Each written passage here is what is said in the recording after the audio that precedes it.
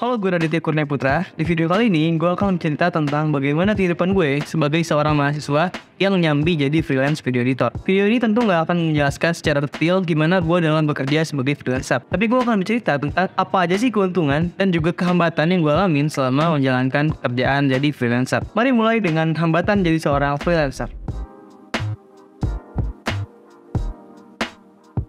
Hidup sebagai seorang freelancer merupakan sebuah hal yang menyenangkan, tapi juga menantang di waktu yang sama. Di satu sisi, kita bisa kerja dimanapun, kapanpun, sesuai yang kita mau. Kita juga bisa bebas milih kerjaan apa yang mau kita ambil. Tapi di sisi lain, kita juga harus nyari klien, manage waktu, dan juga harus bisa nyelesain proyek yang berkualitas di waktu yang tepat. Sebagai seorang freelancer, kita bakalan ketemu dengan berbagai macam klien, mulai dari bisnis kecil hingga perusahaan-perusahaan besar. Kita juga dituntut untuk bisa tahu apa sih yang mereka mau dan apa yang mereka tuju. Selain itu, kita juga harus punya skill komunikasi yang efektif supaya kerjaan yang kita jalanin tetap lancar. Deadline merupakan suatu hal yang sangat-sangat tricky di dunia freelance. Karena kita bebas kerja kapan aja dan dimana aja, kita jadi harus tahu dan bisa pintar-pintar ngatur waktu supaya kerjaan yang klien kasih itu bisa selesai dengan tepat waktu. Salah satu tantangan terbesar lainnya ketika jadi seorang freelancer adalah beban kerja yang nggak bisa diprediksi. Dalam satu minggu, kita tuh bisa aja dapat banyak banget kerjaan yang harus kita selesain. Tapi di minggu-minggu yang lain, kita juga bisa aja nggak dapat kerjaan sama sekali. Jadi selain harus bisa ngatur waktu, kita juga harus bisa ngatur keuangan kita dengan baik.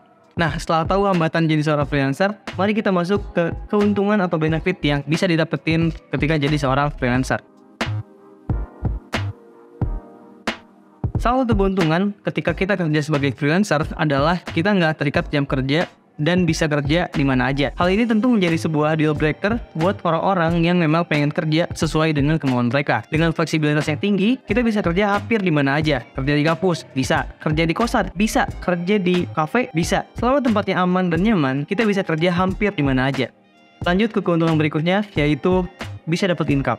Sebagai seorang mahasiswa yang nyambi jadi freelancer, keuntungan yang paling berasa buat gue adalah bisa dapat duit sendiri. Meskipun duit yang dihasilin tergantung ke seberapa banyak job yang dikerjain, tapi hal tersebut malah ngebuat gue makin gencar buat cari kerjaan. Karena semakin banyak gue dapat job, semakin banyak juga uang yang bisa gue dapat. Freelance video editor merupakan sebuah kerjaan yang memerlukan kombinasi antara kreativitas, kemampuan teknis, dan juga kemampuan untuk berbisnis. Meskipun punya berbagai macam tantangan, jadi seorang freelancer juga bisa bikin kita lebih bertanggung jawab atas kerjaan yang kita punya. Karena mau bagaimanapun, kitalah yang memegang kendali atas apa yang harus diselesaikan.